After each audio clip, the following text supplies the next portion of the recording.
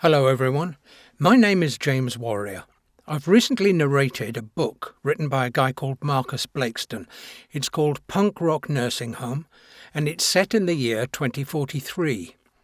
I'll just read you the story description that's on the back page of the book so it gives you a better idea about what it's all about. Every year, on the anniversary of the death of 1980s Prime Minister Margaret Thatcher, the elderly residents of State Retirement Home SY379 hold a festival of celebration. Balloons and bunting go up, raucous punk music is played, memories are relived by those who still have all their faculties, and a good time is had by all.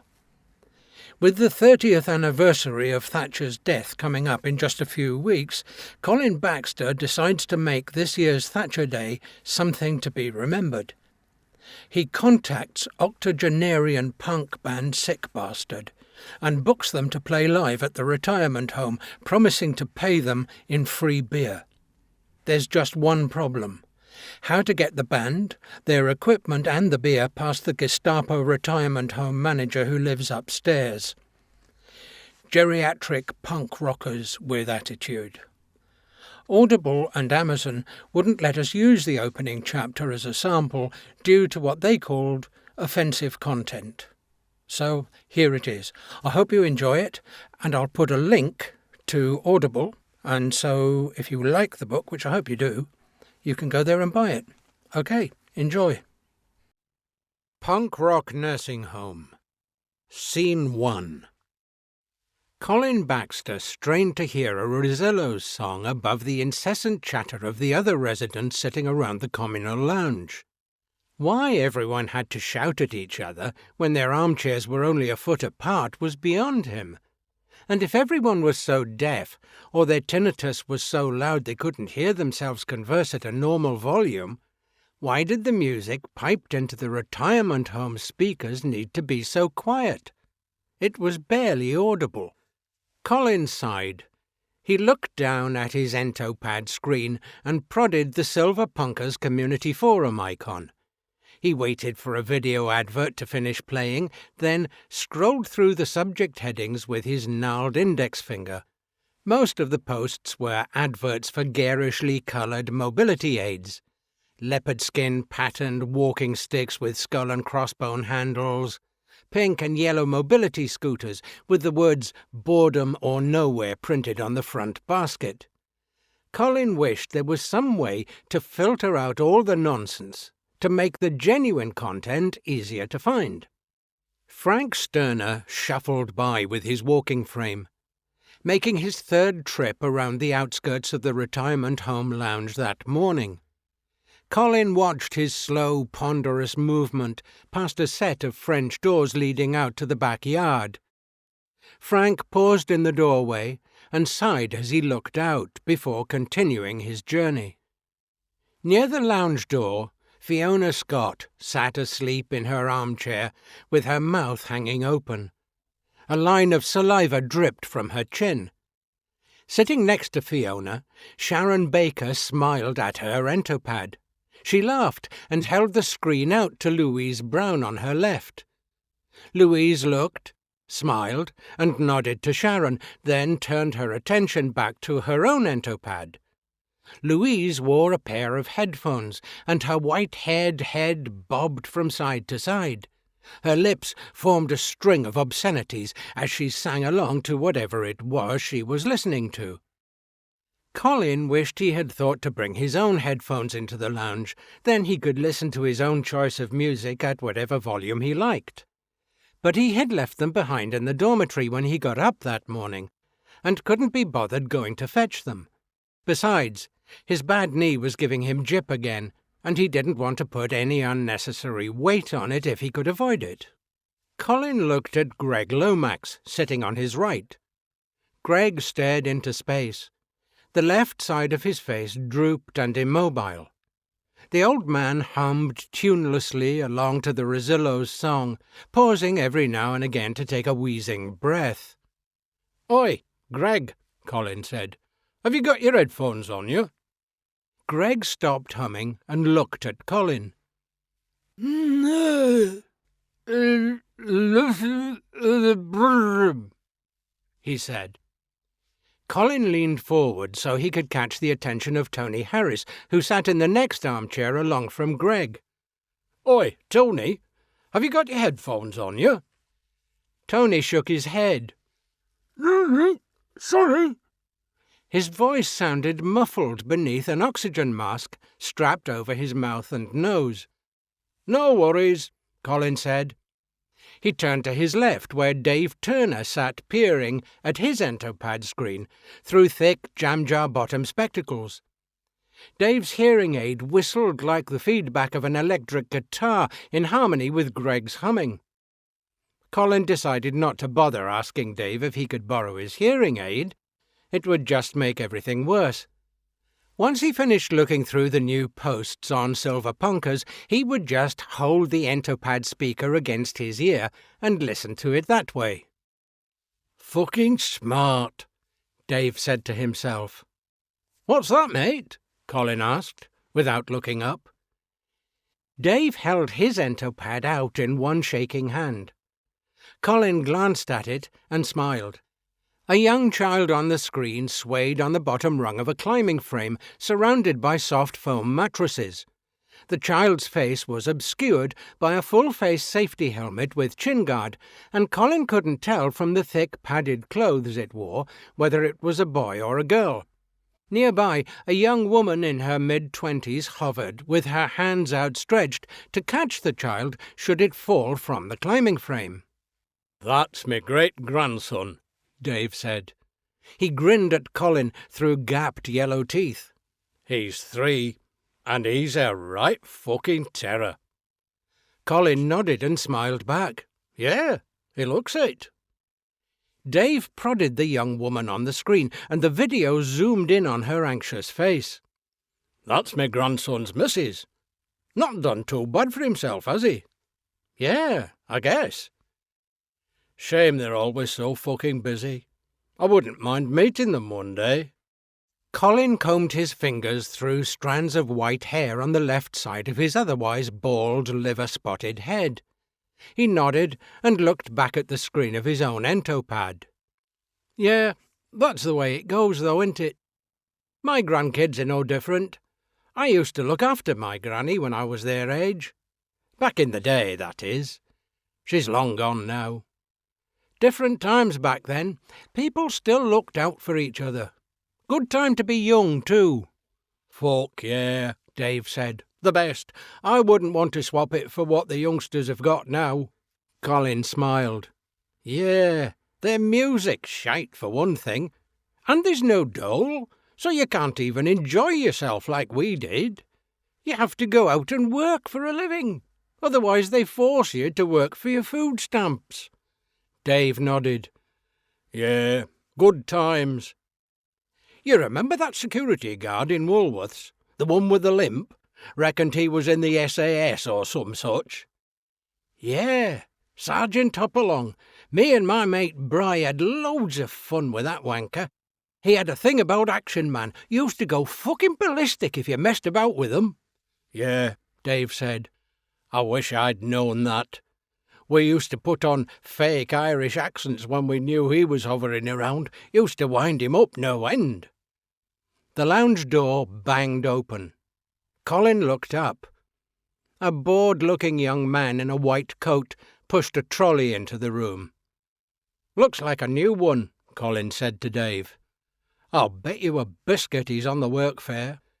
Dave smiled and shook his head. "You must think I'm fucking daft. Of course he will be. Why else would he work in a dump like this?" He looked down at his Entopad and went back to watching family videos. A Lurkers song played through the loudspeakers. Colin nodded his head in time with it while he watched the new orderly push the trolley toward Fiona Scott and stand before her. The young white-coated man coughed. When Fiona didn't stir from her sleep, he shook her by the shoulders, and she startled awake. "Medication time," he said. "What's your name, Granny?"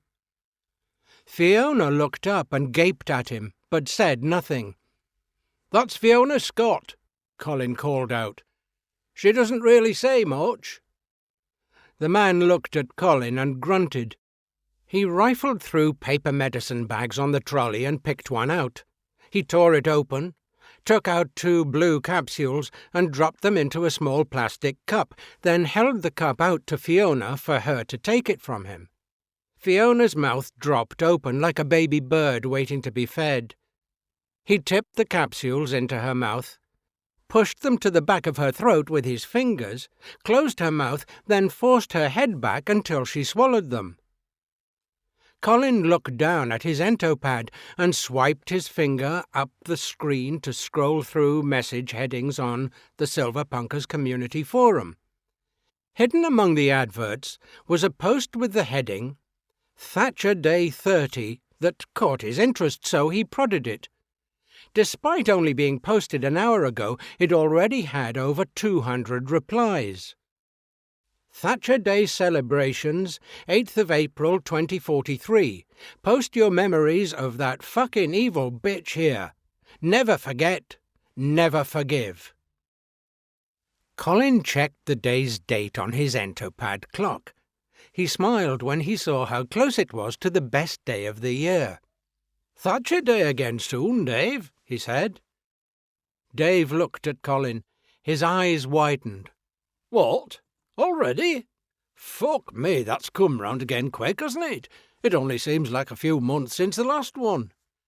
"Yeah, time's spinning by these days. It's the 30th anniversary this year. We should do something special to mark the occasion." "Like what?" Colin shrugged. "Dunno. I thought maybe you might have some ideas." Dave scratched his head and frowned. A cloud of dandruff settled on the shoulders of his dressing gown. "None at all, mate." "We could give Thatcher a good kicking." Colin shook his head. "Nah, we do that every year." "We'll do that as well, of course, but I was thinking something really special, something we haven't done before." "What about burning her at the stake, like they did in Goldthorpe that first year? Remember that? Fucking great that was." Colin smiled. "Yeah. Ding dong, the witch is dead. Oh, we had a massive party at our council estate when the news first broke. Even the little kiddies joined in. It were fucking magic." "Maggie, Maggie, Maggie!" "Dead, dead, dead," Dave replied with a smile. "We're not going to burn Thatcher, though. What would we do next year without her? She's the star of the party, for fuck's sake. And it would cost a fortune to replace her. Besides, the Gestapo would never let us light a fire, would he?" "Yeah, good point. I never thought of that." The young orderly pushed the medication trolley across the lounge and stood before Greg Lomax. "What's your name, Grandad?" Greg looked up and spoke slowly, with deliberation. Only the right side of his mouth moved. The left drooped down in a frown. "Grey Limmer." The orderly frowned. "You what?" He raised his voice as if addressing a naughty child. "I said, what's your name, Grandad? What's your name? Do you understand me?" "Grey Limmer," Greg said, raising his voice to the same volume. The man sighed and shook his head. He turned to Colin and jerked a thumb at Greg. "What's this one's name, then?" "Greg Lomax," Colin said. The lad nodded, then flicked through the medication bags and pulled one out. He tore it open and tipped 2 white pills and 2 blue capsules into the palm of his hand, then pushed Greg's head back, prized his mouth open, and dropped all 4 onto his tongue. Greg spat them out into his right hand as soon as he was released. "Consider myself, you cunt," Greg said. Need some water. The new orderly peered at Colin for a translation. Colin smiled. He says he can do it himself, but he needs some water. Right. OK. He picked up a water jug from the trolley and filled a small red plastic beaker. Here you go. Some water for you. Fill off, you current are stupid, Greg said. He pulled a hard plastic straw from his pyjama shirt pocket and popped it in the side of his mouth. He took the beaker and raised it to the straw, sucked up a mouthful of water and glared up at the orderly. He swallowed the 4 pills one at a time, while the man stared down at him.